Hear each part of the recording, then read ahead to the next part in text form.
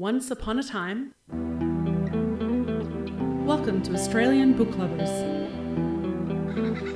your destination for imagination.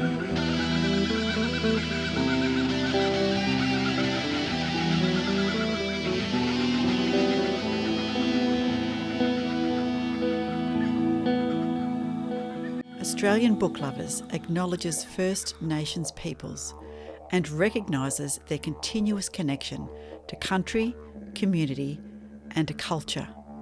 We pay our respects to elders past, present and emerging, and honour the sharing of traditional stories passed down through generations. We're committed to a safe and inclusive welcome for authors and readers of all cultures and backgrounds, including people of LGBTQIA+ communities and their families. A big warm welcome to everyone and a huge thank you for joining us for the Australian Book Lovers podcast. Our mission is to bring fabulous Australian and Indigenous literature that spans a whole range of genres to book lovers around the globe, as well as fantastic resources and information for passionate authors looking to write their next bestseller, which we have quite a lot of today. I am Laurie Bell, science fiction and fantasy author, flash fiction, Friday fictioneer, prompt flash fiction writer, reader, and your co-host for the Australian Book Lovers podcast today, coming to you from Wurundjeri Wurrung country. Hello, Veronica.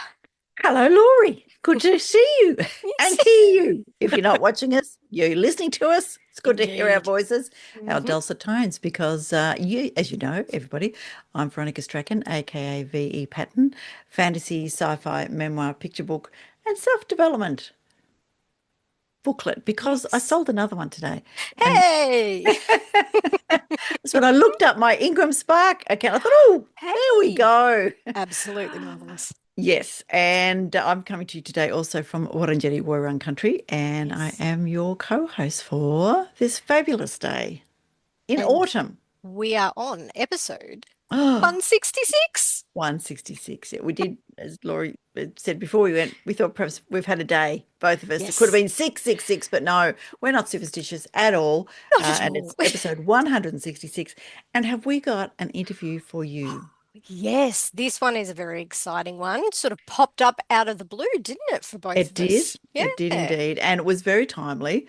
We have chatted extensively with Chris Munnery from Ingram Spark, and we'll introduce Chris a little bit later. We also then, Chris very kindly offered to share some space with us at Book Fair Australia. And we did have a lovely time at Book Fair Australia. We did. Very good. And then, accosted Chris and talked to him for lots more time. So Chris had lots of fabulous information about self-publishing, because Ingram Spark is the print-on-demand group company, part of the Ingram Content Group in Australia. And Chris is head of that part of it. And is also very kindly, so anybody who is watching, Chris has sent us samples of all of the books and the covers and the paper and everything that's available. So I'm going to hold it up, but sadly that's something that you won't be able to see if you're just listening. But might be a good opportunity for those that are listening to jump onto YouTube and watch. Jump onto YouTube and watch and see. And so I'll hold those up later. So we're going to talk a little bit about publishing today, because even though I know it's kind of was the writing week, but because we're talking to Chris, makes sense that we do some publishing stuff. So where do we begin, Laurie? With all of I've got so many tabs open to tell people. Same. And I actually have then also gone to for those that are watching, I've also gone to the books and the iPad. So I have a few things. Yes. I was mentioning last week about some fantastic podcasts to listen to if you're an author or a writer that's wanting to advance into becoming professional. And mentioned Amy Kaufman's wonderful short podcasts. So they're just short snippets, but they answer one question. Well, I'm coming to another podcast that is not ours, but is by the lovely Allison Tait and Valerie Khoo, Oh, who I do love their the, podcast. yeah, the how to, Yes. so the you want to be a Be a writer writer. podcast, Mm. which is absolutely brilliant. And if you haven't, I don't know if you've seen their book, Veronica. They Mm. have No. a, Oh, yes, oh, yes, yes. I've got it on ebook. Yep. yes, yes. So it is a magnificent book for those that are really wanting to get into the nitty-gritty of publishing and what does it actually mean and what do I need to be aware of and what are the steps I should be taking for XYZ. Yes, so I completely recommend this book because it is that nitty-gritty, honest, honest view of being a published author. And really, if you do want to go ahead with it, it goes into a lot of details as to the sorts of things that you do need to look at doing, be aware of, be preparing, all those bits and pieces. So it's an absolutely fantastic book. Yeah, so it's one of those books that I always go back to, not only as a reminder to just chill, because you know as well as I do, us writers, we take on too much half the time. Oh, yeah. It's a really good reality check, I find. It's a good reminder of, you know what, take your time, there's no rush, work on what you can work on at the time that you think you can work on it. So it's one of those books that is, I definitely recommend that all long-term authors, I guess, if you want to say, rather than your once-offs that maybe don't want a big Mm. publishing career, maybe. Hmm. But what I do like at the end is because the podcast has interviewed over 200, over 300 authors. Like it's crazy the amount of great info that they've got on the podcast. But they then gather some of the answers to fit certain questions from a variety of different authors. And it's one of those great reminders to just say, hey, everyone's doing this. Everyone does it a little bit differently. Everyone gets to different parts of the journey at different times. And that's okay. Everyone's got different stories. So it's a good reminder that everyone has a book in them because everyone's got Yes. a different story. Everybody does have a different story. And I think that is so important for our listeners, particularly the emerging writers, to realize that every time we chat to an author, it's a slightly different way of doing things. Yeah, And there's a slightly different experience, and everybody brings a different bucket load of skills and strengths. And all of the yeah, things that you have done in your life will help you in your writing and publishing career yeah. if you just be open to learning. Exactly. Yeah. Exactly. And depending on what you want out of it too, because everyone has something a little bit different out of it, whether Yes. they want to be the great blockbuster publisher or whether they want to just chip away at things or if they just want to do the freelance writing stuff. There's so many different paths and career paths that come out of this as a skill set, as you Yeah. say. Yeah, So, absolutely. It's good. so All there you right. go. So yes, I recommend that one. The other one I recommend, if I can continue hogging the camera, because I've been doing that for the last little bit. Now I've got to get my iPad to work. So of course now it won't. Hello. There we go. Okay. So the other one I just wanted to mention is he is a lovely US writer, Gareth L. Powell. So Oh, yes. he's marvelous online. I've been following a lot of his social media for Mm, quite a while with his writing journey and how he's gone about things. And he has a great book called About Writing, and I completely recommend this one as well mm, because it's that once again, it's that opening, why am I doing this? What am I doing? I don't even know where to start kind of a book. So I completely recommend that one as a writing reference and resource. And he does go into some great writing differences between publishing and self-published because he's done both. So it's mm. actually a really, really good one. So I completely recommend that one as well. Okay, this is good. There we go. Your turn. My turn. All right. I was looking up the Ingram Spark website in Yes. preparation for, Our great sharing chat. a great chat with Mhm. Chris.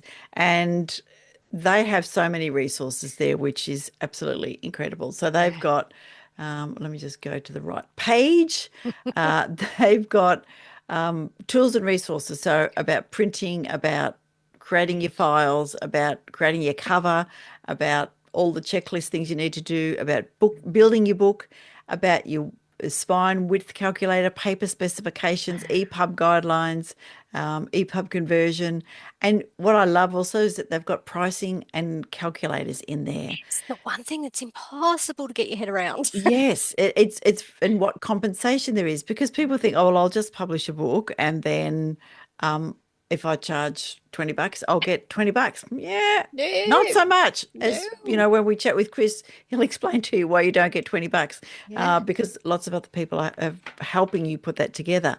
yeah. But they have got, and of course, while I was, getting my internet sorted, things just fell over. But one of the things that they now are looking to sell, I'll let Chris say, but there's going to be some really interesting changes in Yes. self-publishing and charging and calculator. So Yeah, I very really exciting. recommend that you look at the Ingram Spark website, Yeah, particularly if you're thinking of self-publishing, but even if you're traditionally published, and yeah, get an understanding of how publishing and printing works, and yes, realize that the people that you're paying your expertise for, choose which bits you want. So get somebody to help you yes. format it, or get someone to help you do the cover, or get Hmm. someone to help you uh, load it onto Ingram. Of course, if you're me, you got to do it all yourself, because that's what I did. And I Hmm. did it some time ago, and it wasn't nearly as slick as it is now, even though it was still Yes. helpful. But there Hmm. are so many more fabulous resources Yeah. on the Ingram Spark website that you can have a look. You could, yeah, and it's just so helpful, so And helpful. we've both used Ingram Spark, We so have, it's actually can that actually that recommend. made it an interesting chat, double It so. did. But what you're just saying there is actually, I think, really beneficial for authors, particularly first-time authors, to get your head around all those additional extras, the things that you don't think about at all, book sizes, Yes, to print costs, to why a particular type of paper costs more than another type of paper, or the color, and picture books with yes, colored images and things like that. So it's definitely a step outside of the typical author knowledge base, yeah, but I think it's a really good one to actually get your head around, because that's why your editors are asking you these questions, why they're yes, looking for a typeface that's X or Y, why they need absolutely, margins. yeah. So it's And for it those that, particularly got illustrations and those kind of yeah, things. So good. exactly. For those starting out, Yeah. you think, why is my editor asking for 1 inch margins? We're in Australia. What do we need inches for? Mm. There's there's so Yes. many little things that you just don't think of. The best font for books. Yes. Whether you have a serif font or a sans serif font, which is a little curly bits that serif fonts help with readability, but some visually impaired people will find it the opposite. Exactly. What are the best fonts for body text? And I hadn't heard of this one. There's a Mm. new one that they're suggesting, which is Caslon. Oh, I haven't Haven't heard heard of of that one. Caslon? What's that Yeah. one? It's a serif font, Hmm. and it's a pro regular. It's one of the most popular fonts today, multiple offshoots, versions, and interpretations. It Wow. conveys an inviting and readable feeling, gives the feeling of a human touch with warmth and familiarity. And okay, that to me sounds just a little bit like a real estate description. But anyway, that's okay. But then it tells you that Garamond was developed in the 16th century by Parisian engraver Yeah. Claude Garamond. It is popular font for books. Yeah. And, Palatino, Minion, all those kind of things. So if thinking about fonts, and you can get really nerdy about this stuff and Oh, go for it, yeah. because then you really are going to enjoy your book so much. So you can download PDFs from, a detailed, basically a book guide from how to, go to woe, and thinking about then what size book. So when Yes. you've thought about the font that you want, think about what size you want. And, how Yes. did you decide what kind of font? Yeah. Or, sorry, what size book? Well, that's an interesting one Trim size it's because called. Yeah. I had yes, trim sizes, which are actually different for the books that I have that are published through my US indie publisher. Yep. It's a different size because the US have a different base size Slightly for their different. Yeah. books Yeah. to Oz. So when I was doing the independent stuff, I actually, because I did know nothing at all about how to put a book together, I'd written the book, no idea. So I actually went with a publishing um, consultancy Yep. who their project manager was able to run point between the editor to the typesetter to the cover designer with a whole bunch of different things. I miss them so much. They actually shut down because the Ah, boss moved on to bigger and better things in damn. publishing, which is exciting. Oh, good. But yes, it was a godsend for me, and Mm. I did have some money put aside, so I was able to afford it. Because obviously any outsourcing that you do is Yep. going to cost you. Yes. But having that with the initial book was amazing because he was able to explain to me why this particular size is used in Australia, why this particular font size is used, and that was just knowledge that was completely brand new to me. Yeah. And Um, priceless. oh, absolutely priceless, and I've been Yes. able to use that then going forward. But Which is good. yeah, if you've got some dollars put aside, it's It might be something definitely worth a thinking about it. Yeah. fabulous way to learn the About those initial things. steps. But Or, yeah. that But being said, through Ingram Spark, they have all of those now. They didn't have those back then, but they no. have them now. They've got YouTube guides, they've got the Yes. how-tos, they've got the Yes. whys. It's so much easier now. So much easier. Yes. All right. Let's just think even about trim size. The most common Yeah. book trim sizes, Mhm. particular genres will have particular sizes. Yes. And you know what I Yeah. really hate is when you go Mm. halfway through a series and they change size. Mm. And then I- like, they don't fit on the shelf. It's like, really? Now I Yep. have to go and buy the whole the other ones to make Yep. sure they all fit. Yeah, anyway, that's okay. So the most common book trim sizes I'm looking here, Mhm. YA dystopian fantasy sci-fi is basically the 6 by 9, the Mhm. 5.5. So that's about this size. You can see it's just Yeah. slightly bigger than my head. Yes. Yeah. I'll, Holding up the I'll boyfriend back clause that up by Bridie Blake. Thank since it's you. Yep. right next to me. This is good. But yes, that's the That's size about size. Now, is if you've pretty got a common. small book, this is a 4 by 6, which Oh, is about the size of a postcard. But if you've got, a little comic book, or you've mhm, got just a mhm, little book of devotions, or, something like that that you want to publish, mhm. that could be it. Or a Fabulous. small chapter book, that might also Ooh, work. I Or like it. a 5 by 7.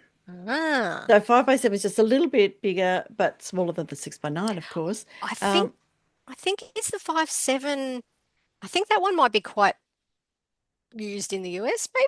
It's the Could 5/7. be young adult content. A lot of Yeah. YA goes into that as well. Yeah, Yeah. because it's a bit squatter and Yes. than others, which is good. Yes. Um, the other thing that I really love is that they sent me a copy of the hardback, which is just beautiful. I love Oh, that's hardbacks. gorgeous. Look at Yeah, isn't it. it? Look at it, which is Oh, beautiful. So, all of those kind of things. So, go and look in bookstores in yes. your genre and see what people are publishing, because it's Yes. it's quite different. Publishing paperbacks versus hardbacks. Yeah. Now we've got, the 8 by 5 by 8 by 5, which of course is that you Picture often book. use square picture books, but you Mm-hmm. can also do picture books, landscape. And this Oh. is what my Oh. self-development book is in. It's more or less an A4, but it's a little squatter. I think it's letter size, that's an Interesting. 8.5 by 11. So all of those are Ah. there. Then you can have white paper or cream paper, heavy paper or Yes. not. You can Mm-hmm. also get one that they are now calling, which came up during COVID when paper was a little bit harder to get. Mm-hmm. Is it called ground paper? Where will I find it? And still a shout out to Carl Kruseniski's Ah, How Things Work on the yes, ABC. Completely recommend the final episode of season 2 if you haven't watched it yet. He talks books, he talks how books are made, takes you through the warehouse, and it is fascinating. And it this is kind of fascinating. dovetails into a lot of Yeah, what we're it is. talking about. So um, we're talking print on demand here tonight, but Carl was talking traditional pub? No, what was it called? It was called offset printing. Offset printing. Offset printing, which was Yes. just absolutely amazing. It's a Sydney Blew my company, mind. Yeah. which just, yeah, blew my mind. So Ingram Spark had the Australian arm is down here in Victoria, which the thing is, if you are looking at postage, that's really, really helpful. Yes. Mm, And to you be can Australian work based. out, because one of the things, when I'm looking at Ochre Dragon, which is Yeah. I did through Ingram Spark, Gorgeous. and Yes. when I looked at the calculator, I Mm, thought, oh, you know what? I need to make the yes. font a little smaller, or not one and a half, maybe Yeah. 1.15. And And I think about, found, yeah, and that meant that it was easier to post. yes. Because with my first book, Breathing While Drowning, also done through Ingram Spark. hybrid Oh, publishing, yep. but then I went and did it myself. Mm. What I should have done is that similar thing, because that was really expensive to post because it's a bit fatter. Mm. Yes. Well, that was the consideration that we had with my YA book. That the discussion that I had with my US indie publishers, lovely Wyvern's Peak Publishing, shout out to them, Yep. because there was probably way too many words for my YA book one. And they ended up to keep the book to a cheaper version for families to be able to purchase for their children. We had to go with a smaller font size. And the only Yes. problem there that you have with a YA book is your young audience not wanting to read tiny text because they'll Yes. look at it. And I've had the comment from a few kids. Fortunately, they were big readers and were like, oh my God, there's so many extra words. But the reverse of that is they'll look at a book with very tiny writing and go, I can't read that. It's too much. It's too hard. It's That's too right. much, So do too you go hard. for a thicker one? Yeah. Yeah. So Then lots you of have to things to keep into decide account. matte cover or Oh, glossy. I love glossy. I can't help yes. myself because matte fingerprints on it all the time. And I've read Well, some people like matte. yeah, we went with a matte for, again, my YA cover, Yep. but it was a matte with a texture. Yep. And the cover is so touch-worthy. You Oh, just want yes. to keep rubbing your hands on it. It's so gorgeous. So, Yeah. but I went with glossy with a few other books. So, Pictures, not pictures, yeah, black and white, yep, yep. color. Do you do fancy heading things? All of Tiny those kind of writing, things. big Tiny writing. writing, yes. Spaces between, spaces around the edges. Um, Yeah. Always starting your chapter on the right-hand page, Yep. and Do all you of do a those. drop cap? So the larger Yes, cap on the start yes, of your chapter starting halfway down the page. yep. Oh, there's so many things to think So many about. things to think Mm, about. But if you choose something like, the book that you recommended from Allison, Tait yes. and Valerie, and read through, get a sense of what's happening, take your time, and then jump onto a website like Ingram Spark, download their go-to-woe book things, and just work your way through it. Don't be overwhelmed thinking you have to do everything. It takes time. It's And don't be in a worth rush. taking the Yeah. time. Don't be in a rush. Yeah. Do that. So yeah. Yeah. And just look at your favorite books to read. Are they on cream paper Yes. or white paper? Or Hmm. are they on that ground, whatever the ground? I can't think of it. I'll have Mm. to look at. The Yeah, I'm hybrid. just gonna skip that one out. I can't think what the name of it is, but anyway. And then you've got on top of all of that, which takes us off into a slightly different, given that we're talking about print on demand, but then you do have to keep in mind your ebooks and if you're planning Yes, to go to an ebook, because that's a different formatting it altogether. is. Oh, yeah. Lots to learn. Lots to learn. I've found the word. The word is groundwood. So groundwood paper has several qualities that make it an attractive option. It's thicker and lighter than cream paper. It adds bulk to smaller books without the extra weight. And if you've got a shorter book, choosing groundwood paper can help the book look more substantial, but not weigh as much as if it had a higher page count. So they go into all those kind of details about, thinking about your book into particular. So you take your time, you read the blogs, you look at the videos, you do all of those kind of things, and then you just narrow down your choices. And if it feels too overwhelming, and as Laurie says, if you've got a little bit of spare funding, that might Yeah. be what you want to spend your money on, which is going to Yeah. save your Taught me a lot. angst and anxiety and those kind of things. So And yeah. then there's also reaching out to the writer community online because Yes. we've all got stories. We all know what's a Yes. good idea, what's not a good idea, what works, what doesn't. And I tell you what, the weight of books, if you're sending out copies to people to read, say art copies or just new release, I've got a short list, I'm sending it to bang, bang, bang, bang, it's going to cost. So it is surprisingly something you do need to think about. And it is one of those things that the traditional publishers do think about a lot. They do. And Yeah. so being aware of that mindset, I think also helps you It does, yeah. as an Because while it author. might just taking that time to look at those things and get the weight and the size of Yeah. your book right Yeah. might mean the difference of a few dollars every carton that goes out. And in once off might be fine, but if you're sending out a lot, if you're, distributing to festivals and all those kind of things, then that is going to add up, and we don't get a whole lot, so you need to watch what we used to say in the olden days, if you look after Watch the the pennies, pennies. the pounds will look after themselves, which, cents and dollars. Absolutely. There you go. Well, that actually works with weight. So It does. I'm going, that's two ways. All right. So that's just a little hint Yes. into some of the things that you can think about in terms of your self-publishing, and even to educate yourself about if you are traditionally or hybrid published. Wow, we could talk for hours. It was really hard to work out what we were going to talk about. Well, I found it hard. I thought, where can I stop? But anyway, we're going to stop there Yes. and have a little bit of news. Yay.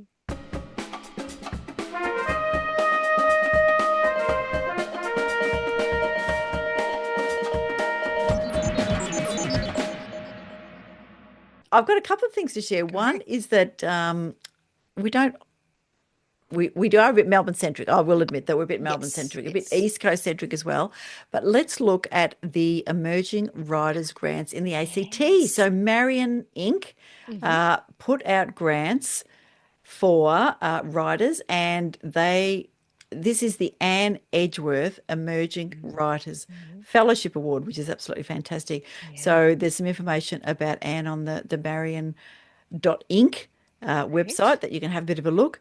And the fellowship can be used for any purpose that furthers the recipient's development in their chosen field of writing, and must be associated with another organisation or individual concerned with creative writing. So it's a great way to build relationships. So examples, it might be tuition fees, travel, accommodation, printing and publishing, editing, writers' retreats, conference. Can't be used to purchase capital equipment like computers or subsidise existing commercial or non-profit. But it's made for work in the field of poetry, fiction writing, non-fiction writing, screenwriting, and or playwriting. There you go. During the course, the recipient is to provide some insight into the project, and there's all of the terms and conditions. You've got until the 28th of April this year, 2026, but you're only eligible if you live in the ACT or one of the nearby New South Wales local government areas, and they list that on the website. And there's all details. There's no entry fee, which is also important. Part 1 and Part 2, which you've got to do through the website.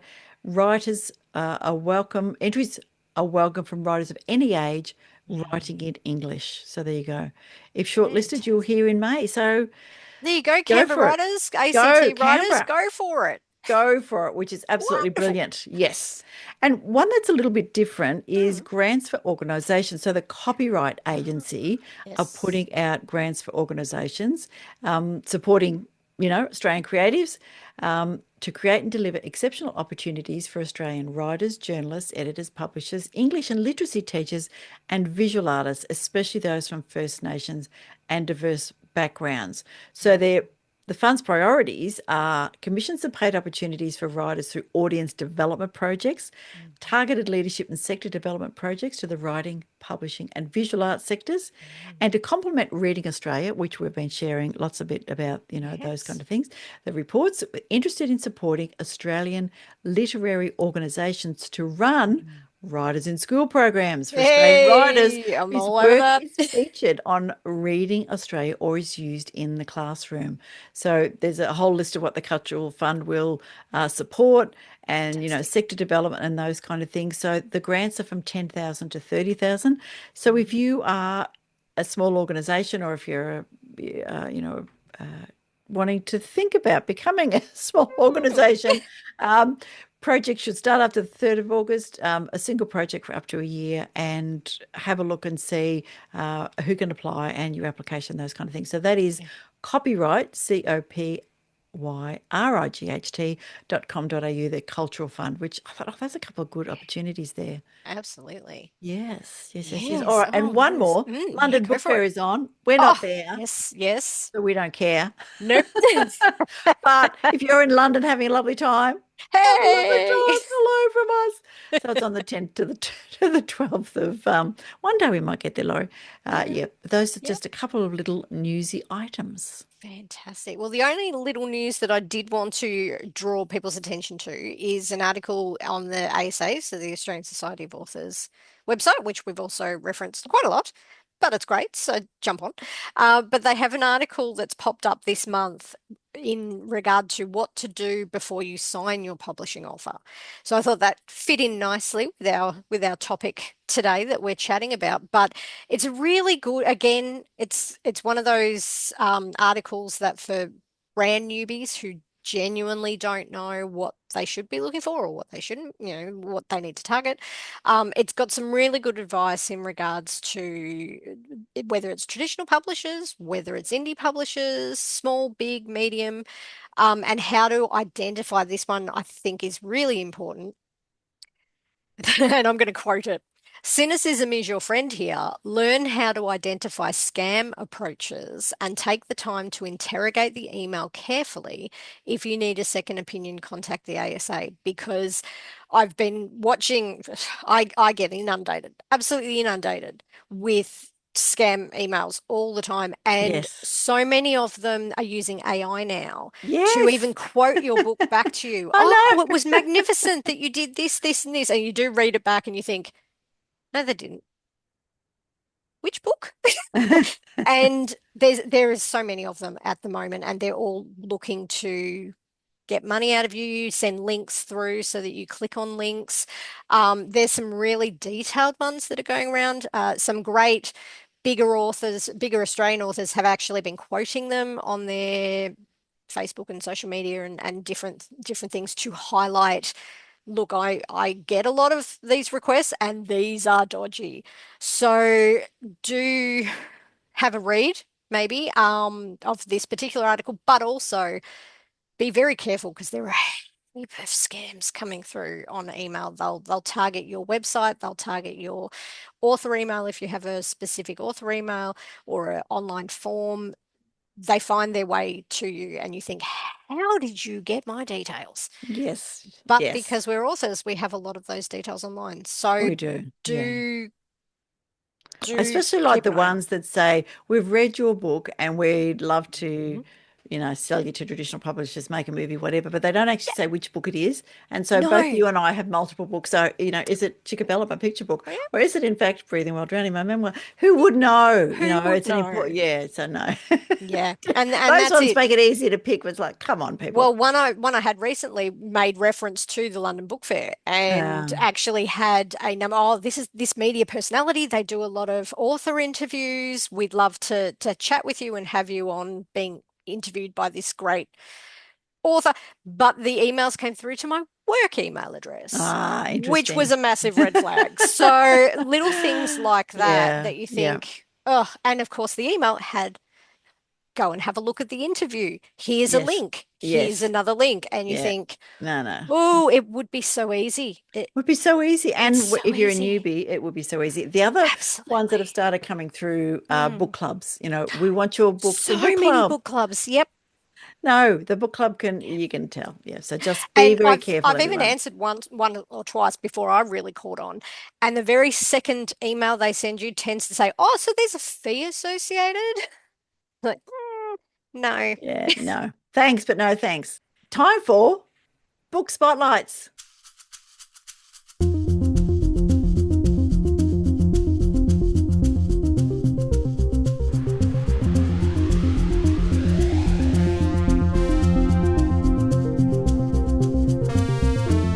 I'm going to start this week because you got to talk about Charlie Archbold last time. I'm going to talk to you about the Sugarcane Kids and the Red Bottom Boat by Charlie Archbold, which is a middle grade.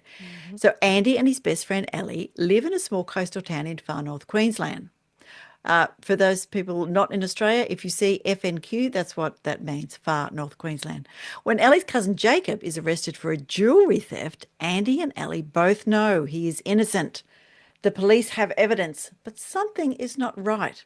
And Andy and Ellie need to work out what, and fast, or Jacob will end up in jail. So, with the help of twins Bernice and Fletcher, aka Bernie and Fletch, and Andy's trusty sausage dog, Washington, they set out to hunt for clues to what really happened. The trail points to a mysterious red-bottomed boat, rumoured to be hidden deep in the mangroves. Does it hold the evidence they need to prove Jacob's innocent? Can they find it without getting lost forever? And how will they outwit Sebastian, the legendary, gigantic saltwater crocodile? Now, how exciting is that if you're a middle grade to read that? It's just all of it is glorious, but I just love the red bottom boat. Yes, red bottom boat. Yeah. All right. I'm going to share with you book number 2, which is The Sugarcane Kids and the Empty Cage, also by Charlie Archbold, also middle grade. So Gloria, the talkative eclectus parrot, is missing from the animal sanctuary, and we occasionally have them down here. They are just beautiful birds. And Anna, the massive, not an anaconda, Australian scrub python, has vanished from her enclosure at the library. Have they escaped, or were they stolen? When Andy and the Sugarcane Kids hear about an illegal native animal trade, they know they have to investigate, and fast. Gloria and Anna are not only much-loved residents of their small coastal town in Gloria and Anna are not only much-loved residents of their small coastal town in far north Queensland, but they also have very particular care needs. Their lives could be in danger. Andy, Ellie, Harvey and the twins, Bernie and Fletch, along with Andy's trusty sausage dog, Washington, have their eyes on a prime suspect, the hench, the fierce, mean new canteen lady who is behaving very strangely. Can the Sugarcane Kids follow the clues to discover what is going on? Will they find Gloria and Anna in time? And what unexpected dangers lie in wait for them? Find out in this exciting new Sugarcane Kids adventure. Wow. Love these books. Love these books. All right. Charlie Archbold is a children's author with a deep love for storytelling. Her books have won the Reading Prize, a David Award, the Adelaide Festival Unpublished Manuscript Award, and received CBCA Notable and Honour Awards. Charlie is a Premier's Reading Challenge ambassador and writes characters who want to make things better in their world. And I love that because this is about looking after endangered animals. It's looking after, innocent people and evidence and all of those kind of things. Love it. Yeah. So, I love a good kids' mysteries. Beautiful. Kids' mysteries, best kind of books to read. They're great if you just want to really relax and chill when you've finished work. It's like, it's just, you get to go into a completely different world. It's wonderful. So, book 3, Engineering the Australian Dream by Jaideep Powell, which is a memoir. So this tells the inspiring true to life story of Jaideep, a young Indian man whose life is shaped by ambition, resilience, and hope. Growing up in a loving but pragmatic family, Jaideep's aspirations are encouraged yet tempered by reminders of reality. His parents' wisdom teaches him balance, how to dream big while staying grounded. As he moves through school and college, Jaideep's focus shifts from cricket fields to classrooms, from the thrill of sport to the discipline of study. But one dream never fades, the vision of himself living and thriving in Australia. When Jaideep finally lands in Melbourne, he feels the thrill of achievement, but also the weight of reality. Life in Australia is not the glamorous picture he once imagined. There is loneliness in the quiet nights away from family, exhaustion from juggling studies and part-time jobs, and moments of uncertainty that test his willpower. After earning his master's degree, Jaideep's journey takes him to Sydney, where a new chapter begins. The goal now is permanent residency, an official affirmation of belonging in the country he has come to love deeply. When he finally achieves PR, permanent residency, it is not merely a document. It is a symbol of transformation. It represents the culmination of years of hard work, courage, and endurance. But more than that, it reflects on an inner victory. The realization that the true Australian dream is not about arrival, but about the journey itself. Told with warmth and sincerity, Engineering the Australian Dream celebrates ambition not as a burden, but as a joy. It is a story of an ordinary man who turns his struggles into stepping stones, who finds meaning in effort, and who proves that the pursuit of a dream can itself be the most rewarding adventure of all. And Jaideep Padwalar is an engineer and an author whose debut memoir, Engineering the Australian Dream, offers a fresh perspective on migration by framing it as a journey of ambition and fulfillment rather than hardship. His writing combines lived experience with broader reflections on resilience, identity, and the pursuit of success, providing an inspiring narrative for both migrant and general audiences. Based in Sydney with his wife and daughter, he continues to explore themes of ambition, belonging, and personal growth through his work. Book 4 is Crimson Velvet Heart by Carmel Bird, and this is historical fiction. There was a kind of grotesquerie to the dazzle and magnificence, a vicious underlay of thorns beneath the bed of roses, and a vast shadow floating, looming overhead. The kingdom was forever at war, and there was an eerie strangeness in the shining trio of the king, his wife, and the little princess from Savoy. It is 1696. Louis XIV, absolute monarch in his sunset years, with his secret wife by his side, believes his grandson will succeed him and will continue the dynasty. As part of the spoils of war, he brings from Savoy a child, a youthful bride for that grandson. In this bride, the king gets more than he could ever have bargained for. She is enchanting, and he is bewitched. Has the king fallen madly in love with his Princess Marie Adelaide of Savoy? What exactly is the bond between these two?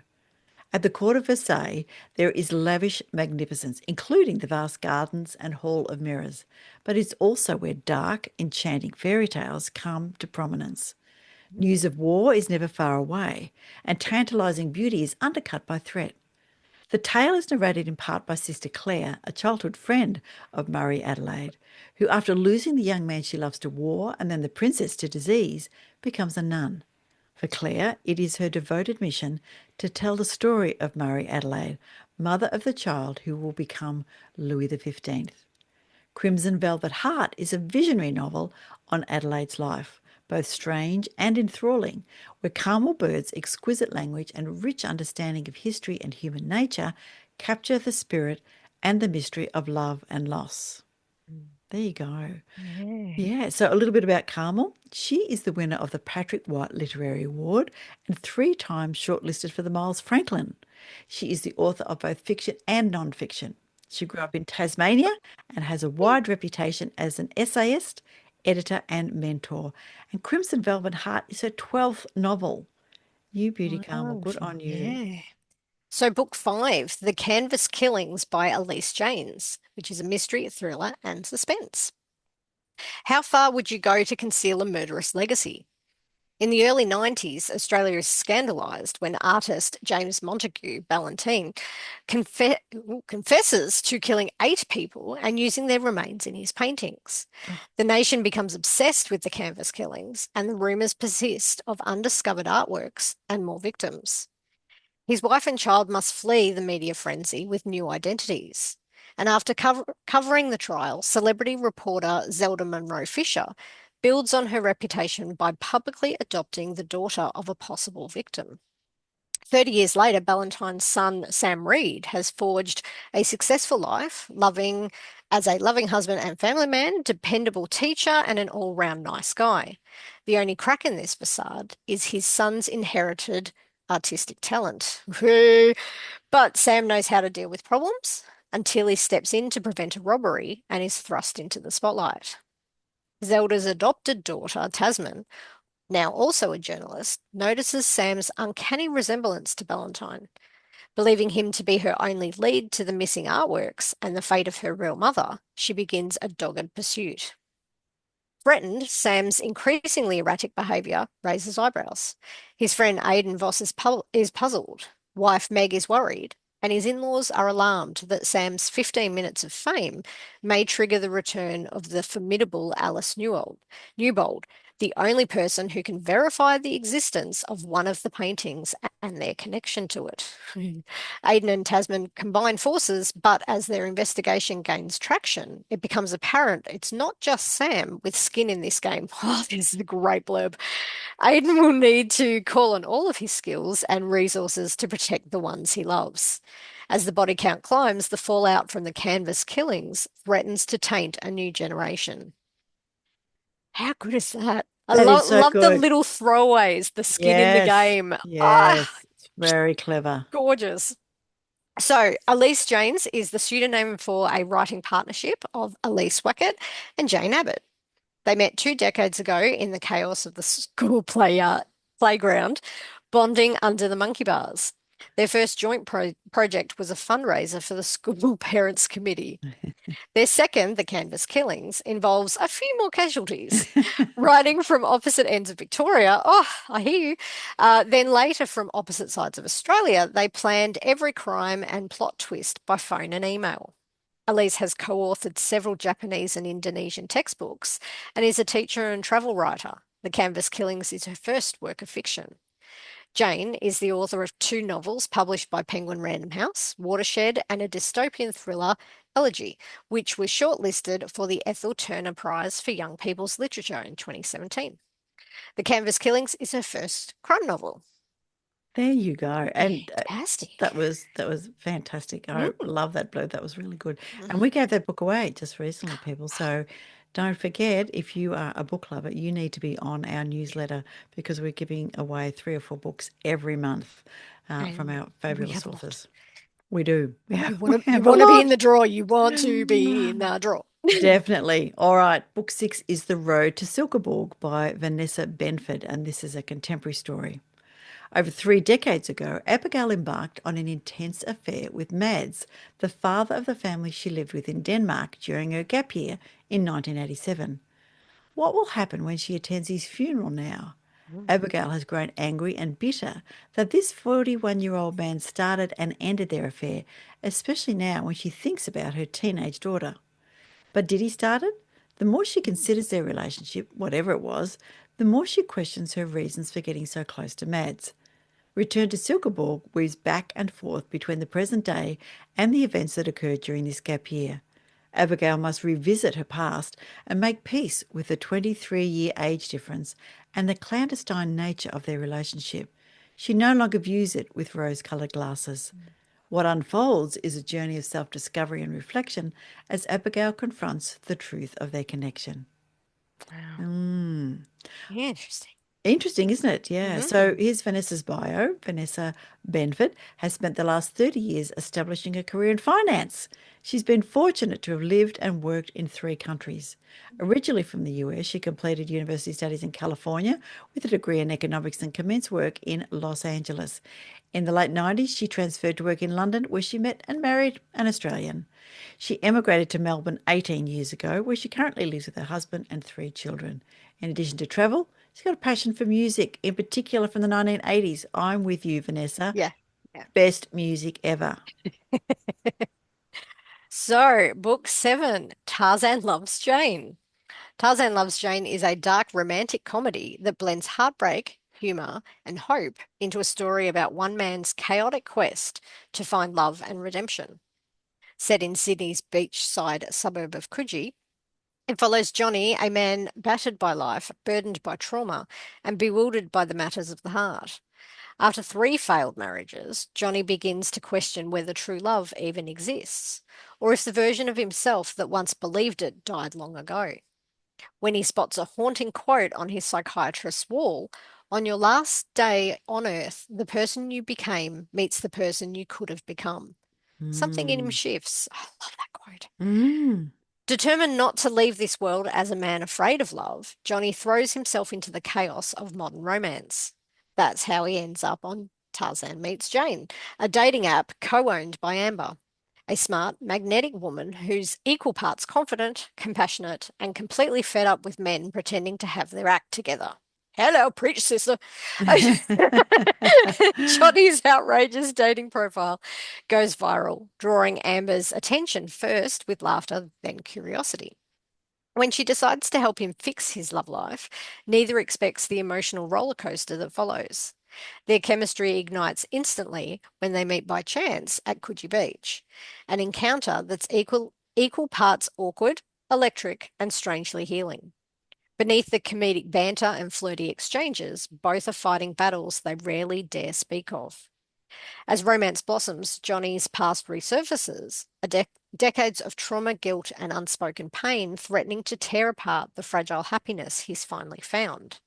What begins as a romantic comedy quickly deepens into something far more profound.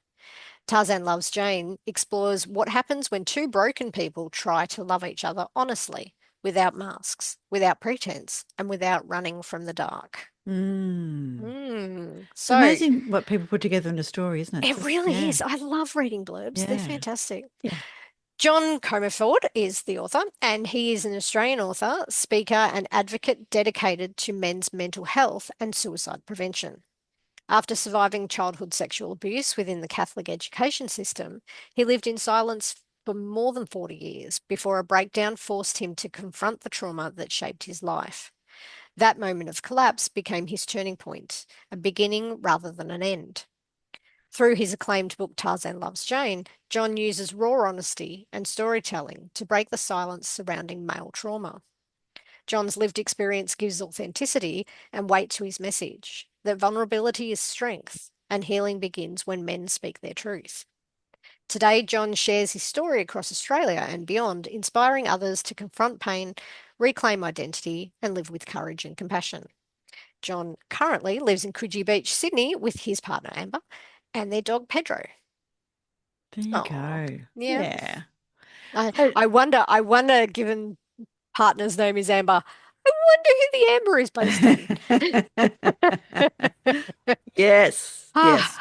But So anyway. 7 fabulous books. Yeah. Lots more on the website. And if you want your book to be spotlighted on the podcast, you need to put your book on the website. So if you are an Australian or a resident or citizen, particularly if you're a First Nations, please, lots more Indigenous stories. We would love to have your book on the website. It doesn't cost you anything.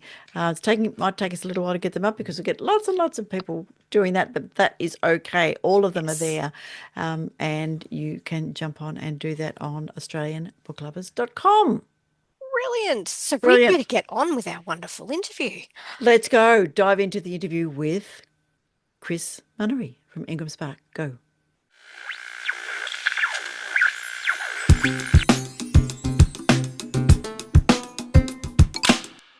Book lovers, we are absolutely thrilled to have one of the experts. I'm going to call you an expert, Chris, in publishing and self-publishing. We have Chris Munnery from Ingram Spark. Welcome, Chris. Thanks so much, Veronica. It's lovely to be here with you and Laurie. So, thanks for having me on. Whose traditional owner's country are you on tonight? Calling in from the Bunurong country tonight in the Mornington Peninsula. Fantastic. So I'm on Woiwurrung country, and Laurie? I'm indeed on Woiwurrung country as well. Beautiful, which covers the beautiful state of Victoria. Thank you very much. Best place in the world. And we have had our obligatory chat about the weather, but that's, Melburnians will know all about that. Chris, I'm going to let listeners know just a little bit about you. You've worked in the Australian publishing industry for over 20 years, and you're currently the Senior Key Account Manager at Ingram Spark, Australia. Hence, everybody get your pens ready because Chris is going to have some fabulous tips and tricks here for you. Now, Chris has been the Manager, Inbound Exchange Programs for World Education Program Australia, the General Manager of Graduate Careers Australia, Asia Sales Director for Lonely Planet, which I think would have been fascinating. Did you get to do much travelling in that one, Chris, or no? Yeah, lots of travelling through Southeast Asia. And beautiful. Yeah, that would have been a goodie. And National Sales Manager for Palgrave Macmillan. So there's a little bit of a history in books and publishing and all those kind of things. Yeah. There is indeed, Veronica. And even when I stepped to the left of it, I suppose, with Graduate Careers, we were still publishing a book. So I was very much immersed in publishing. We published a 60,000 print run, 300-page careers guide that was distributed at university careers fairs all around Australia. So So still very Still much books. involved in books. It's always been books. Yeah. So what got the ink and paper into your brain from an early age? How did you start in publishing? Yeah, look, I think it's I suppose, found myself really interested in education. And so that's probably where it all evolved. So, one of my very early roles was working for a Victorian publisher called Hawker Brownlow Education. And it's interesting, actually, Hawker Brownlow, because, I think they were one of the first publishers doing print on demand. Because Right. Interesting.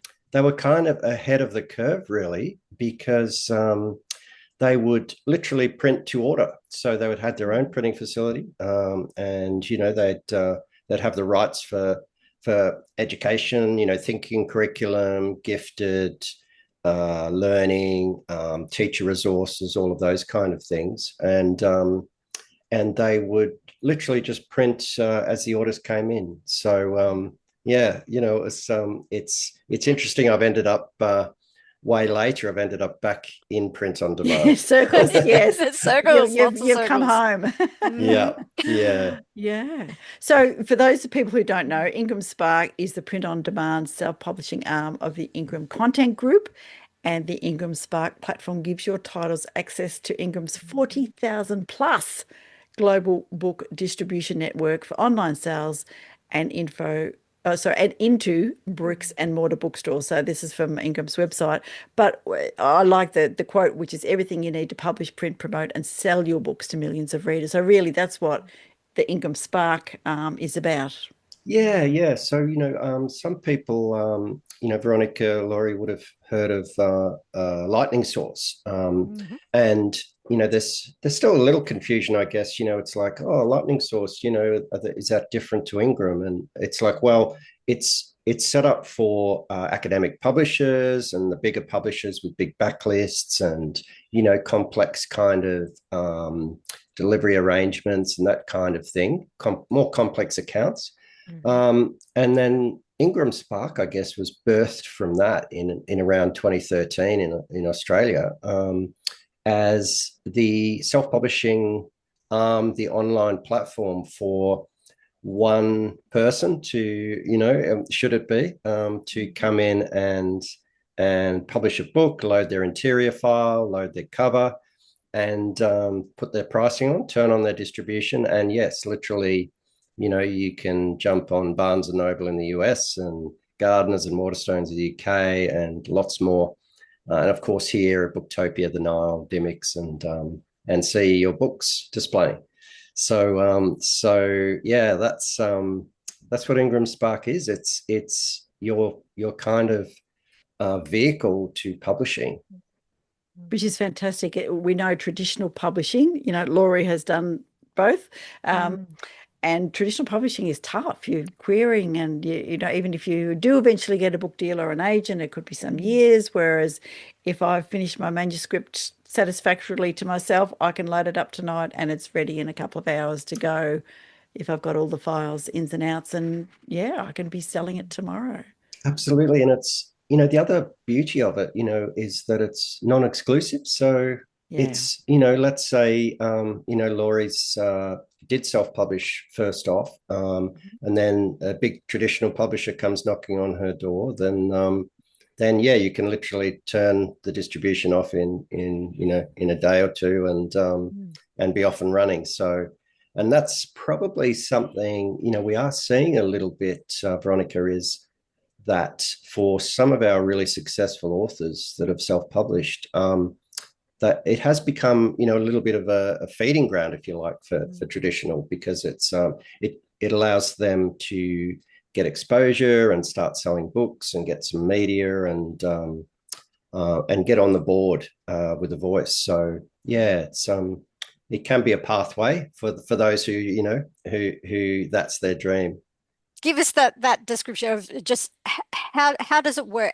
Who does it specifically suit? So it is online, it is technical. a lot of authors are not exactly known for their technical capabilities. Why should they jump on?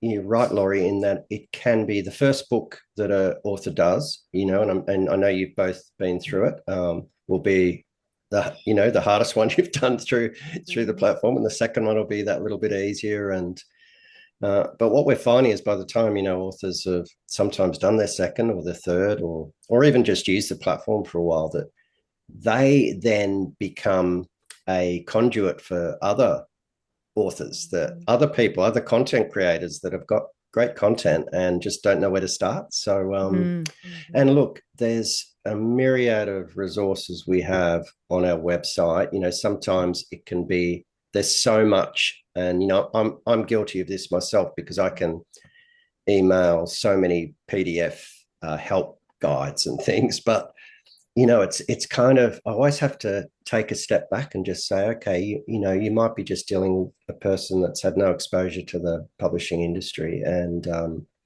they're just like, okay, well, how does it work from the very start? And I mean, the platform's free to open an account, so that's good. There's guides, there's a book building tool within the platform that will help you along the way, and there is help. You can reach out for client services for support should you get stuck. Ultimately, authors, they do get there. It probably does help if you have a little bit of technical nous, but there's also some really great, amazing people that are helping authors get going on the platform.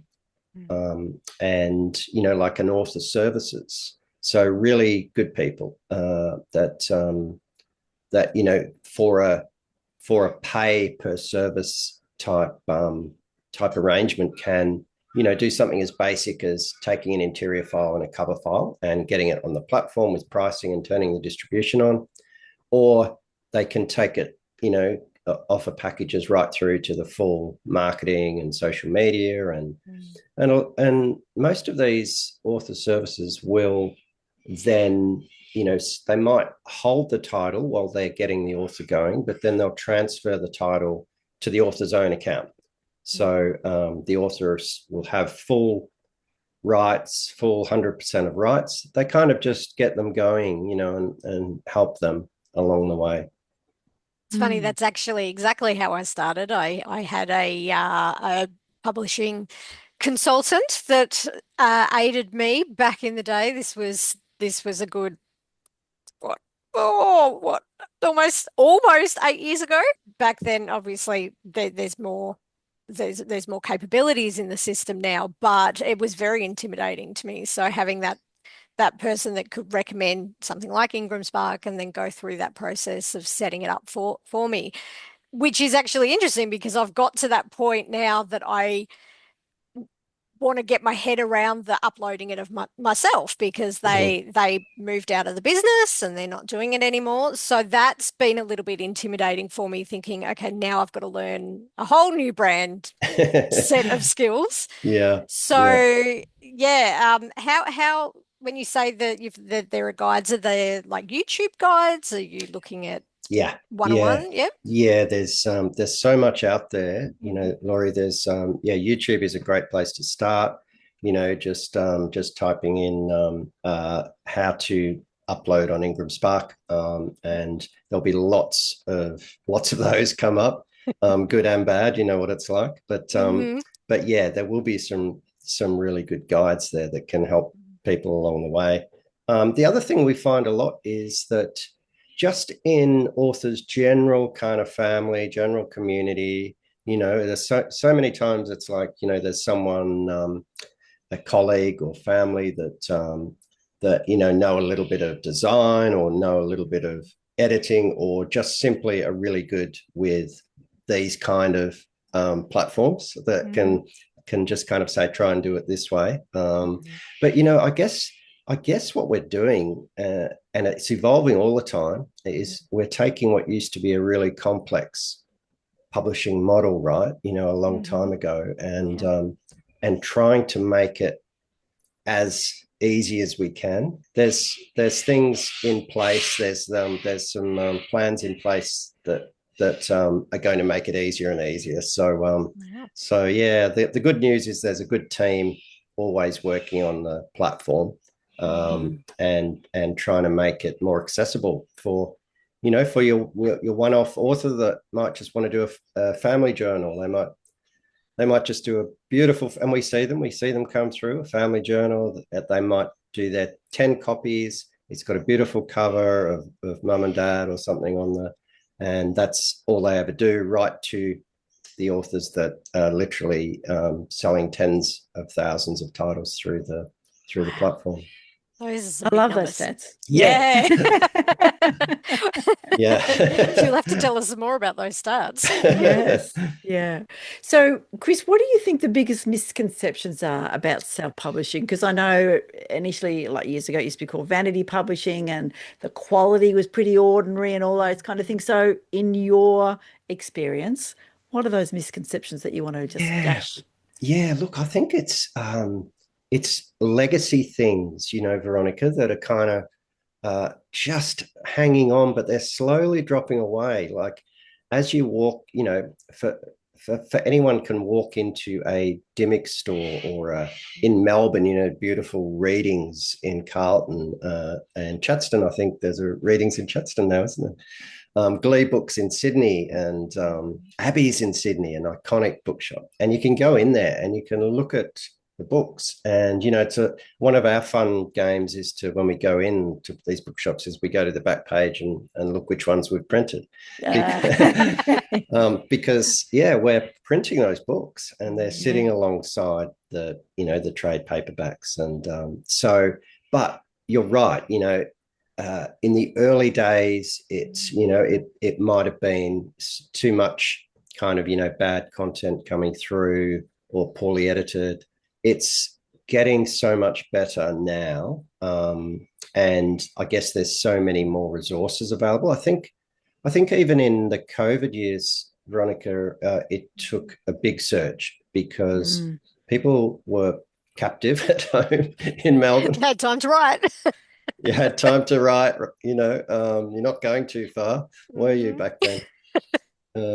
But when while you're within your 5K radius, you're in people writing content and learning some of these skills. And we always say to our authors, when we're talking with new, particularly emerging writers, is invest in your editing, invest in cover design, all those things.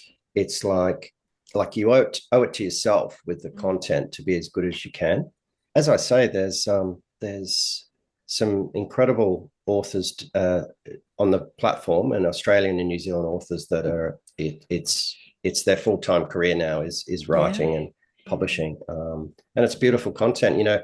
It's funny, print on demand. Sometimes it's the publishers themselves who educate us because they're the ones pushing the envelope. So I'll tell you a story with the I don't know if you've seen any books with edge design, like a design on the foredge. That looks like spray paint, it's like it's sprayed. But we saw them come through the facility, and I was talking to one of the facility guys, and just said, "Oh, where's that edge printing come from?" And he said, "Oh, we printed it." I'm like, "Hang on." But it was just one of our authors had manipulated the bleed. So I think technically it's called forced edge, but they've manipulated the bleed to wrap it around the foredge of the book. Wow. And put beautiful, and I think this one was a fantasy, romantic type. So perfect for that. I think there's, dragons, or there might be a sword. Then another author I saw took it a further step, and that author has made it that if you push the pages one way, you have one image, and another way you have another. Oh, wow. And it's amazing. And I swear they come up with this. The publishers, it's like we caught on and we're like, okay, let's see how they did this. But I love it when they do things like that. Author publishers just push the Yeah. envelope, and being print on demand, that same book with the edge, that will print like that in the UK, in the US, in Australia. It's Yep. And it saves the author going out and paying for sprayed edges. It's That's amazing. embedded. Thousands of dollars. Yes. Yeah, That's it's amazing. That is embedded. brilliant. So, yeah, beautiful for special editions and things like that. Yeah. Oh. One of the things that I love, because we even heard it from one of our picture book authors last week, and I don't think she's used Ingram. I did get to ask her that, but she said she still got 500 copies. That was the minimum print that she had to get, and there's lots of them are still sitting in the garage, Yeah. So, Yeah. and we have traditional publishers who are obliged to buy several hundred. And I've had people say, can I give some away because they're blocking up my garage? So, I've never had that with Ingram Spark. And I have done the kind of family memoir thing. My husband is a great genealogist and he loves all the family Wow. things. So we've created books for them where there's, 5 or 10 copies, depending on which side of the family. But also I've got other books that I've gone, for, many more copies and that kind of thing. Picture books, fantasy, sci-fi, memoir, and even workbooks, which I really love the fact that you can do whatever size or shape you want. You can now do hardbacks, which is great. I haven't got there yet, but I really liked the look of the hardbacks. The hardbacks look fabulous. So, and particularly, you can have a dust jacket on the hardbacks if you want. Yeah. And of course, for special editions, once again, you can have your forced edges, your printed edges if you want something special. And we go to a lot of events, Veronica, and we see the public coming in for author signing events, where we're set up and they're not only lining up to these authors who are celebrities in their own right, and they're lining up and they're having selfies with them and they're signing the books, but they're also they're also just the things that they're doing and thinking with their content is phenomenal. It's I'm amazed how the attendance at these events and how these authors are presenting and being so popular, and then you're seeing the public literally buy the special edition and they're like, okay, I'm going to keep this and now I'm going to buy the paperback. Read a copy. I'll buy a reader copy, and the other one is just going to sit on the shelf and just look beautiful, right? Yes, which is fantastic. Yeah, my eldest child is a mad Jane Austen person. She's got 45 copies of every Pride and Prejudice edition from all over the world, but she's got her reading copy that's tattered and torn and it's spine bent, but that sits in her bag because that's the one she reads. Everything else is just looking beautiful. Yeah, absolutely. Chris, you talked about traditional publishing picking up indie authors, but we've also talked to some indie authors who were traditionally published and went, they don't want my stuff anymore, or I want to try something different, so I'm stepping out of the lane. I'm going to do it myself. So it goes the other way as well. It does, yeah. It's one of the conferences we attend, Veronica, is fabulous for any romance writers out there. The Romance Writers of Australia conference. It's a fabulous event, and it's so collaborative and so much help for emerging romance authors. But yeah, we see that particularly there at the romance events, where it's just such a it's I suppose taking the whole publishing into from the very outset into something that they can then go on and look to make a career of. But at the same events, we're seeing authors that have been traditionally published and are coming and talking to us and saying, it's like my last book, it took a long time to come out. It took 2 years before it went out, or they weren't particularly, happy with their experience and they're coming back to self-publishing. So I think as that stigma that you were talking about, is dissipating as more and more authors are doing it and moving to, and I guess technology and manufacturing technology has got to a point where those two books side by side in a bookshop, quality wise, you're not going to see any difference. Yeah. When you mentioned, because you mentioned global distribution before, and what you've got printers in most countries. How does the print on demand actually work in other countries? Yeah, so we've got multiple print facilities in the US. We've got a print facility in the UK, and then partnership operations in France, in Sharjah in the UAE. We have a Global Connect distribution, which are not Ingram owned printers, but they're printers that we've gone in and met with and looked at their facilities and worked with to ensure that they can replicate, what we can do. And if they can't, then that particular format, won't be available in that market. But yeah, that stretches us all around the world. We can get books into, and it's one of the fun things for our authors, actually, because we're not allowed to say the actual retailer, unfortunately, that are buying the books, but they can look in the platform and see that they might have had some sales in India or, in South Africa or, so it's kind of exciting for them just to say, they're now a globally published author. Yes. Yep. I think one of the best responses I actually had with one of my books with the local printer, because it happens to be only about 20 minutes, half an hour from where I live. Mm-hmm. And I got a great little handwritten note on the inside of the box on my invoice where whoever packed it, or I don't know where it fell in the actual production line, but I just got a really nice, "This is a great cover." And that just gave me such a thrill. It was amazing to think that someone who would see so many of them over and over again, that might come through.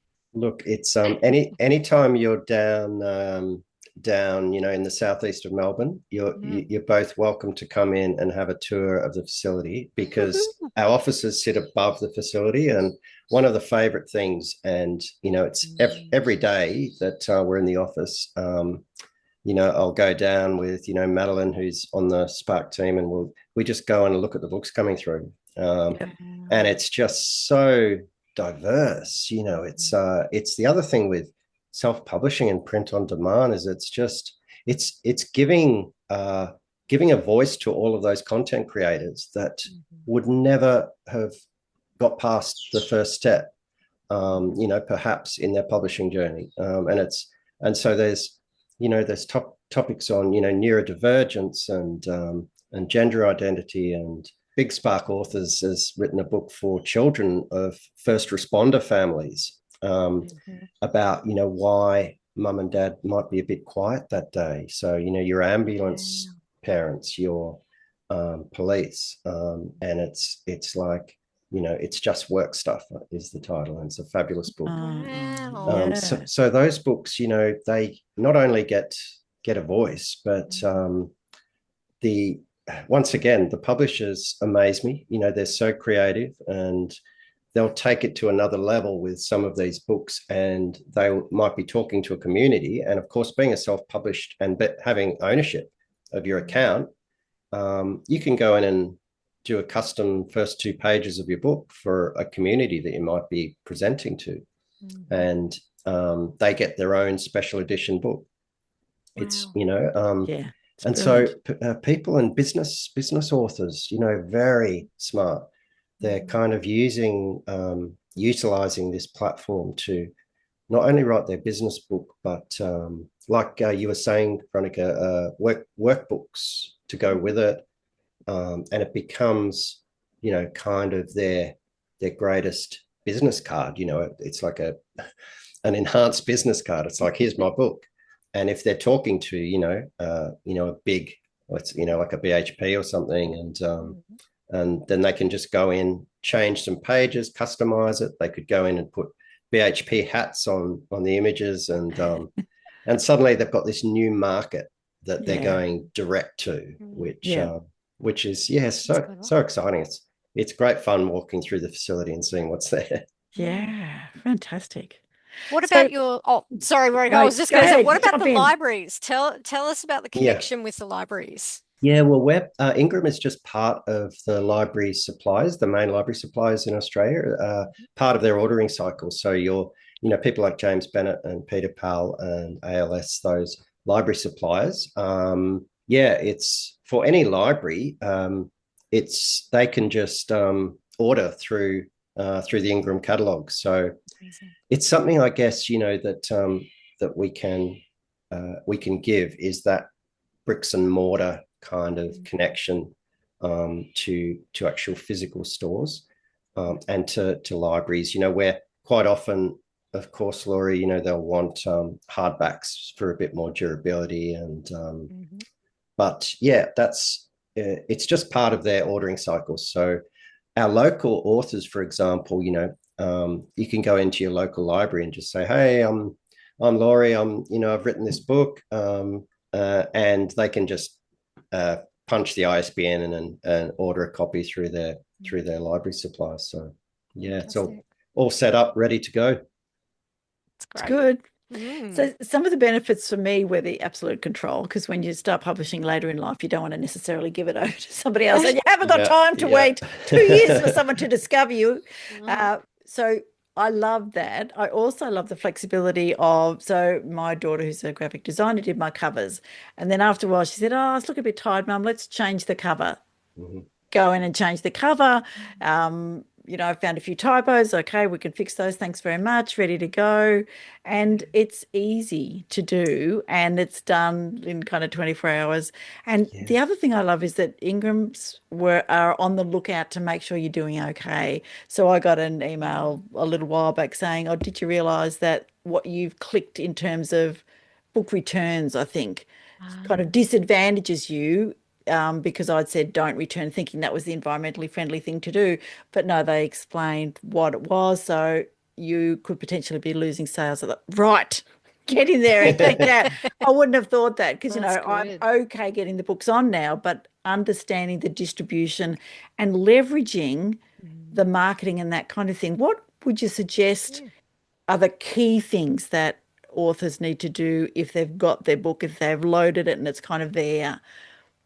It's interesting, isn't it? It takes me back to your question earlier about traditional publishers coming up and chatting about self-publishing, and we advise doing a lot of what traditional publishers will tell authors that they should be doing as well, and that's so having a social media presence, having book signings, of course. The number one most important, Veronica, is your metadata. And of course, that's one of those words that for a first-time author that's just written this beautiful book, and they're like, "What on earth is that? I'm gonna run. I'm running from that. It's all too hard." And it's like, "Hey, no, it's not that hard."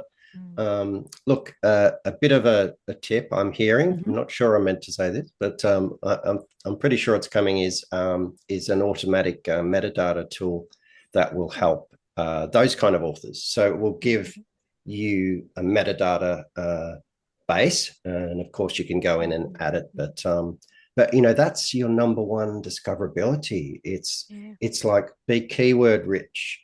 Make sure your author bio, and talk about where you're from, your local area, all those things that are going to capture search algorithms when people start looking for books. And go and see your local bookshop. I'm a local author, can we do a book signing in the shop? And, or a reading, and all of those things are really important. There are marketing tools that we have on the platform. So you can pay for one of those title discovery packages, which will go in and optimize your metadata for you. And so there are some paid marketing options through the platform itself as well. You've got so many questions. What do I ask? Well, actually, one of the big things because I've because I've been on the platform for a few years now, for a great many years, there are certain pop-ups that you do get to see as being issues, and that being able to reach out and ask for help, those sorts of things. The book cover template and book sizing. What can you tell us about that from I guess, a worldwide marketing thought as well as a Australian market? Yeah, well, that's really good timing with that question, because that's something else that's coming is an enhanced cover template. Hey. And yeah, I can't say too much about that one, but Okay. but Watch your yeah, space.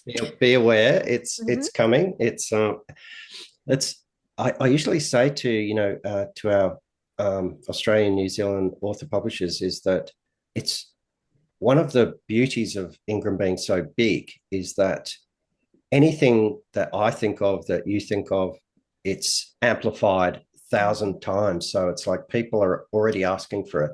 And some really smart people, are working on these things, making it just as easy as it can be to get going. So that's another thing in the wings. But look, you're right, Laurie. It's nothing's easy, particularly for the first author, right? So it's like some will say, yeah, look, I just came in and I did the book building tool and got going really well.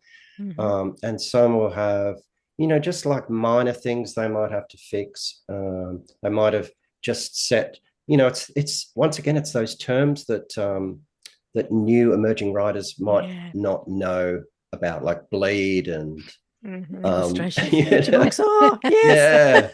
Yeah. Tricks for new players. Yeah, unless you really love it, don't do the bleed. What's a regular size? Yeah, well, yeah, that's it. And those kind of things, we're pretty well covered. And I am embedded, in Imperial when it comes to books. So I just cannot get the millimeter conversion. 7:9. What does this mean? So for me, it's just like 4:6 up to 11.5:8, and of course, then you're getting into your children's picture books, and and you can do those in landscape as well, Veronica. So you're 11 by 8.5. Kids books have been one of the big things that I've noticed in the last 12 months. There's so much more of those coming through, and a really good quality too. And in fact, I did a workshop. I did a presentation at a children's writing workshop last year, and the wonderful, amazing Mem Fox was there. And it was Mem was so everyone was lining up to get selfies with Mem, and I thought, I'm not going to get near Mem at all. I wanted just to go and who doesn't want to go and chat with Mem Fox and say thanks for Possum Magic and your entire life, everything work. Yeah, absolutely. But yeah, Mem gave an amazing keynote to these emerging children's authors, just with tips and tricks, and it's like priceless information. And but anyway, I didn't realize Mem had stayed there, and we just did a little talk on Ingram Spark and and the platform, just like we're doing now. And then it popped in my email inbox a couple of days later, was an email from Mem Fox, and I'm like, like Mem Fox? No, this can't be right. It's got to be a scam. There's got to be a scam, yeah. And it was Mem, because I bumped into her in Perth the following week again, and she said, I just can't believe how far print on demand's come, and what self-publishing can do now. It's certainly even when it even kind of makes a bit of an exclamation mark on Mem Fox. It's kind of like, okay, it has evolved. Yeah, that's good. Chris, where is the technology going? I mean, it's changed so much in the last 5-10 years. You're at the forefront. What is happening in the technology for print on demand? Yeah, well, it's I guess when you're talking thousands and thousands of books per day, just printed in our Australian facility alone. And but I guess what's happening is it's that conduit for retail. So you might be talking the average order size might be 2 or 3. So it's one thing to do thousands, 10,000, 12,000 books in a day, but where one of them might be 5,000. But to be able to do that in 2s and 3s of different books is just phenomenal. And to see them coming through the machines, and it's like multiple books coming through on rollers, and the giant rolls of paper that can hold, maybe your average might be 7 or 10,000 books from each roll. Wow. And then, your choices in paper. So you can have groundwood now, which is, that eggshell paper, right up to, your 70-pound and premium color, and for children's books, or ultra premium if you want to go further and have like a coffee table type book, and up to those big formats. So it's kind of, it's pretty amazing where it is right now. I think a lot of the changes now will be in easing the platform and making some of those things, Laurie, you were talking about, a little bit easier for particularly first-time authors. But yeah, look, it's amazing. There's a machine there that you'll see when you come to tour, and it does like this automatic trimming, and it's really fast, and there's lots of robotics happening, and it's just a phenomenal what the guys and girls can do in the floor and to get these books out. So yeah, who knows? Maybe hopefully there's no sign, as far as we're concerned, that people are reading less, because more and more books are being printed. So they're not going into the ether; they're going into readers like you and I. Yeah. Which is what I love to hear. There is something about it, Laurie, isn't it? The smell and hold of the book in your hand. Look, I love my e-reader and the audio books, but there's nothing like curling on the couch with a real book. Yep. I know. Yep. And and it's and young people are saying the same things to us. Yes. Which is great to hear. Yeah, it's a break from the device and tactile, isn't it? Yeah. Very absolutely. Much so. Yeah. When I started, so like I said, 10 years ago, getting everything online and working it all out, it was more cost effective to say print for a box, so you'd get 22 copies rather than just 1 or 2. How has that changed? And as you said, producing 1 or 2 books at a time, how is it cost effective for an author? How does that work? Yeah, well, I mean, it's once you get into you can still do bulk runs, Laurie, and and the platform itself will start kicking discounts in at certain points. So once you're over 100, for example, there'll be a smaller discount, and then another bigger discount as you keep going up. So, but for your one box, the facility is so efficient now. It's kind of, whether it's I guess you're talking about maybe, consolidating freight. Yeah, the other thing that authors are doing, and they do it so well here, really well. I think, I'm a little biased, but I think we do it the best in the world, is the way authors set up their author websites and start, selling direct to their readers, and establishing, that social media and their own marketing, and and posting and joining writers groups and readers groups, and getting involved. And so you can certainly, you can print a box now, or you can print, because sometimes authors will say, "Oh, how much for my author copy?" And it's like, well, you can just print yourself a copy, whether it's 1 or 3 or 20 or however many you want, 5,000 if you want.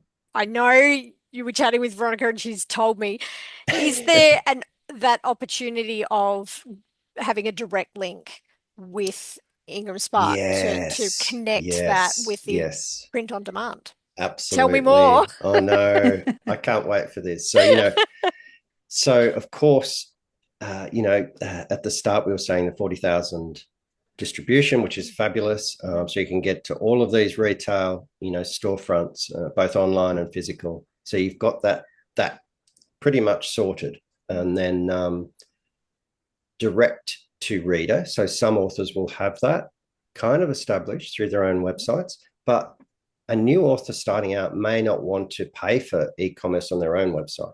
So e-commerce is the next big thing coming. And of course, when authors go through the retail channels, then the standard trade discount, is something like 53 to 55%. So, your $30 book that you're charging, your recommended, it drops down, 55% drops down to $13.50. It might cost $6 or $7 to print, and might be left with say $5 or $6, which is still really good when you compare, to the traditional world. Yeah. But e-commerce takes it another step, because that's where you can just sell direct and bypass the trade discount. So suddenly your $30 book, from what I understand, it will have a $5 Australian service fee. So your $30 book then comes down to $25, and then let's say you've got your $7 printing. So you're talking $18 per book by going direct. That's pretty good. And you can sell anywhere that you could post on LinkedIn and say, here's my buy button. You can embed it on your website. Let's say you're an author that has a good website up and running, but you don't want to pack and ship anymore. You're sick of it. You don't want to have books in your garage. So you can just embed that code onto your website, or have your developer do it, and you're literally not doing anything. It's like your reader goes to that, clicks on it, goes to a landing page on the platform, puts in their postal address. Ingram processes the transaction. It triggers the facility to manufacture and ship the book and give you an alert that you've just had an e-commerce sale. And you can just be sitting there. You can be on holiday. You can you don't have to do anything. So that's something that's really exciting. Wow. And so when is that feature? I know. I knew you were going to ask that. I knew you were going to ask that. And I'm really careful to not overpromise and underdeliver, because there's some authors that have been publishers that have been, and author services that have been waiting for it. It's called Share and Sell. It's been up and running in the US for 18 months, and the UK it launched. For Australia, it's really close, and we're looking to launch it this year. But it may even be evolved from there. So the wait will be worth it, is what I'm hearing. So, more of a multiple ISBN and global e-commerce, hopefully, so that you can do the same thing. You can just post it. And, once again, if you're thinking laterally with your content as how you can get to particular groups, let's say you've written a book about trains, and there's all these different clubs around the world, and you can just post the link, and so someone in Cornwall in England can just buy it. It gets triggered from our UK facility, and once again, you don't do anything. So can't wait. Bring it on. Yes. There'll be a few people in that boat as well, Chris. Yeah. Tell me, what do you think traditional publishers have learned from self-publishing and from the success and the amazing increase? Do you think they've taken on board any of the great things that self-publishing has to offer? I think there's an acceptance that the community has just got broader and broader now. And so, and if you take it, say, for the romance genre, that there's so many of these amazing groups and social media groups and communities, and we see them, and we do tours of the facility for them when they're down in Melbourne, and they're all kind of talking to each other, and what's happening, Veronica, is that there'll be some traditional publishers in there. There'll be some publishers that have got an Ingram Spark account, and they might have half of their list self-published and going through our channels, and then they might write a specifically targeted book just aimed at traditional. So I think as these things happen, the two worlds just kind of start joining a little bit more.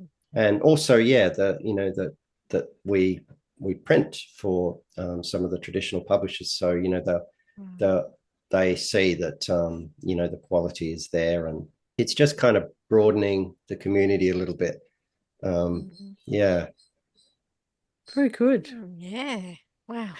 We are nearly out of time. I Tell me was your, gonna say, your favorite. What were your favorite books when you were young? Moby Dick. Oh, Nice. or me, Ishmael. Nice. Classic. It's that white whale. Yeah. Classic. Look, anything, and it's stayed nautical since. I remember, this will be aging me for sure, but I remember my the Mem Fox books, but also that my parents would be reading Enid Blyton, I think was one of the one of the big ones back in the day. So there was a lot of that, but the nautical theme just sticks, and I read our self-published author nautical books a lot now, so I'll see something come out. I was going to ask, do you spot one on the floor and think, oh, I'm getting that myself? I do, and then I'll just order it. And so there's one at the moment called Voyage of the Egra, and it's about this couple's they bought this Shetland boat, and they sailed it around the world, and that's classic for me, right? It's a venture, and of course there's some mishaps in there, and I won't give it away, but yes, something like that is just, I just love it, and that's self-published through us, and it goes right through to where that Egra, where the boat is now, and that's kind of where I am at the moment. I'm a big non-fiction reader. I love history as well, so fiction not so much, but I do jump in, when particularly when one of our authors' books are really taking off, I'll jump in and have a read. Yeah, brilliant. Love it. Well, Chris, we have to let you go because we could keep talking, but we better stop because we've all of us got lives to get back to. I don't know what without books, but anyway. Give us the Ingram Spark website. Yes. Yeah, so just ingramspark.com. And go in and there's type in calculator, and one of the fun things is type in your calculator and go in and put in your book size and your format and your pricing, and you'll see how much it costs to print, but how much publisher compensation you'll make for sales. Awesome. And so that's good fun, and lots of great resources there. Yeah, and seriously, lots of great templates and little bits and pieces, and nice little short courses that you've got for people to work their way through, because in the olden days they weren't there, and you just had to kind of try a bit of trial and error, forward and back, and I can imagine in the early days it must have been, and it was a little frustrating thinking, yes, I've got it right. Then they go, I paid someone to do it for me. It's marvelous. Which is I need to a good thing, Laurie. Get onto it myself now. Yeah. So have a couple of Saturdays. Yeah. Sometimes it's easier, right? It's just like, here it is. Here it is. Let me know when it's up. There's nothing wrong with using experts. That's right. Everybody needs a job. 100%. Yeah, absolutely. Yeah. All right. Chris Munnery from Ingram Spark, thank you so much for your time and your generosity. And have a bit of a look at the website. And take care. Bye for now. Thanks so much. Thank you.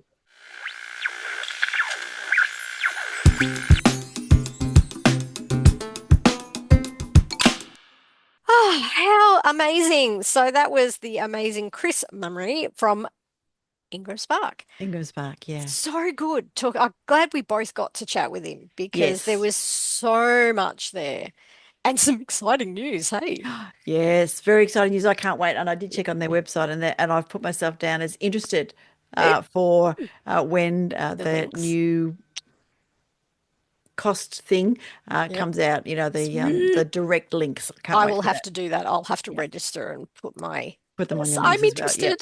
Sign you up and let Yes. us know. I'm dead keen. All right, Chris, thank you for that. Thank you for sending us through the samples. Thank you for your time at Book Fair, and thanks for your contribution and your enthusiasm. I just love it when people you can tell when people are genuinely Yes. interested and they're passionate about helping people. And you could see Chris at the book fair, he just answered everybody who asked him a question, and he shared as much as he could, so that was absolutely lovely. And Ingram Spark in Australia, so get yourselves onto there, particularly if you're self-publishing. Go. Yeah. All right, Alrighty. we need to quote. We do. So just to be a little bit different, I've gone with a quote about publishing.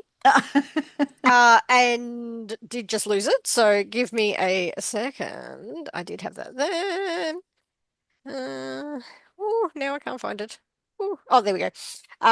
So said by Hanya Yangira. I apologize if I've absolutely mangled that. Publishing is a business and I completely understand it, but when you don't have to depend on writing for your identity or your income, you can do whatever you want. And I like this quote because it is a reminder publishing is a business. It's good to remember that you have to put on your logical brain when you're talking on the publishing side. Most definitely. Yeah. Take the emotional one. And if you don't need an income from it, you can experiment. You can jump on and do some Ingram Spark cool page edges and all of those try things. different things. Yeah, absolutely. All right. I've got two. Well, I'm going to give you both, really. The first one's from Ursula Le Guin, and this is from her book, The Left Hand of Darkness, which I absolutely loved. Because we've been talking about doing stuff, So when action grows unprofitable, gather information. When information grows unprofitable, sleep. Yeah.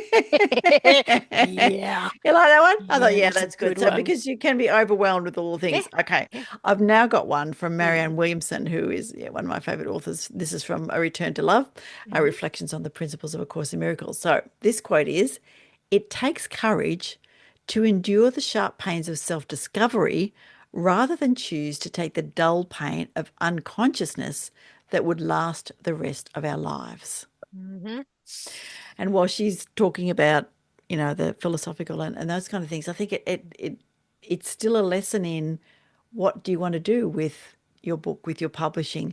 And there will be pain in self-discovery, but do you want to be dull, unconscious, and never put that story out in the world? No.